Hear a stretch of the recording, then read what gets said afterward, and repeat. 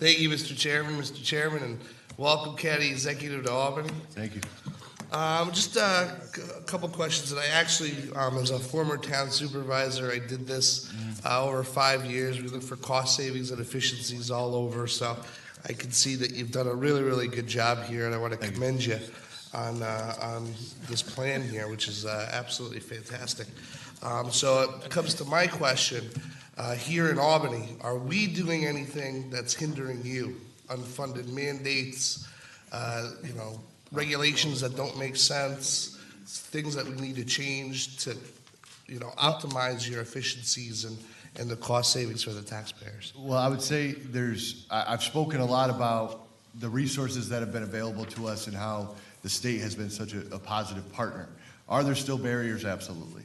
And that, I've noticed in speaking with some other executives at our recent meeting, there are a number of regulatory barriers, different statutes that need to be changed to allow us to complete some of the projects that we need. So I would refer to, I know NISAC is going to be talking about some of those specifics, but as we've gone through this, the one that has come up quite frequently, not necessarily so much for us, but the health insurance pooling.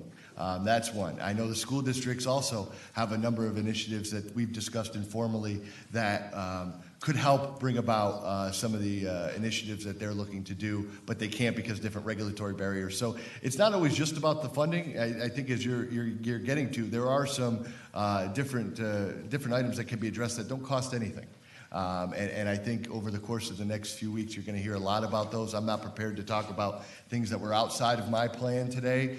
But I would definitely defer to NISAC. And I think there's some common sense things that can get bipartisan support that can allow school districts, local governments to achieve some of their goals that are being hindered by different regulatory barriers.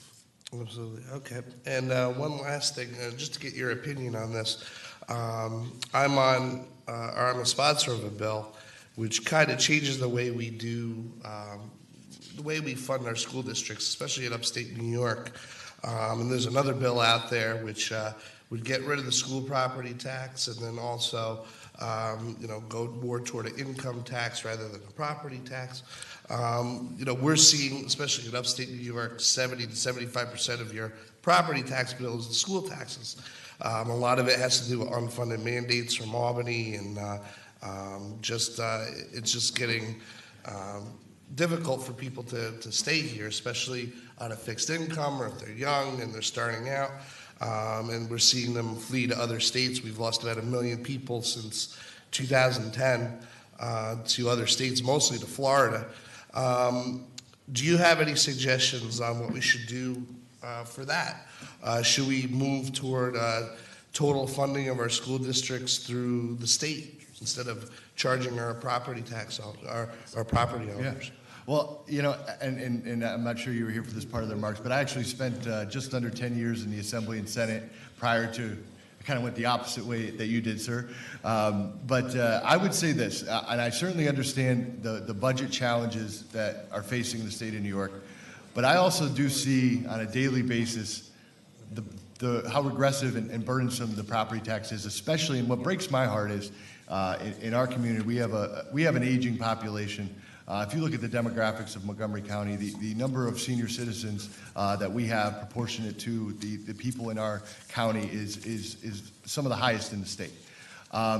We just worked for 3 years just to eliminate a waiting list for the Meals on Wheels program in Montgomery County that at one time had a couple hundred people on it that weren't, and those are the only time a senior has somebody knock on that door and check on them every day.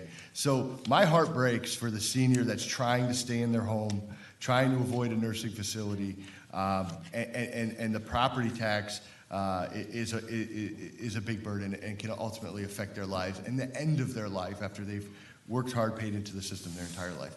So in theory, I would love to see a shift from the property tax as a source of funding to the income tax, just because of the going from a more aggressive tax to more ability to pay.